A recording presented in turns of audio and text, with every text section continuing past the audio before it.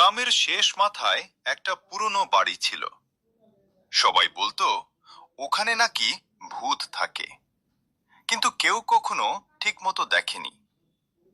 একদিন রিমা তার নানা বাড়িতে বেড়াতে এসে সেই বাড়ির পাশের ঘরে থাকলো। রাতে ঘুমানোর সময় হঠাৎ সে খেয়াল করলো কে যেন দাঁড়িয়ে আছে।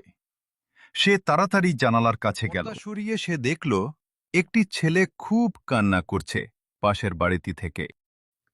আমার খুব ভয় করছে, আমাকে ভেতরে আসতে তোমার কি দেবে? হয়েছে?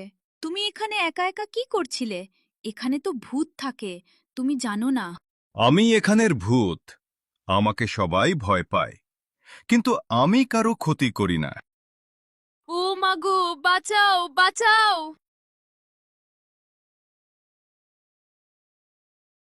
অবশেষে ছেলেটি আবার তার ভুতুরে বাড়িতে ফিরে যায় দুঃখ কষ্টের সাথে।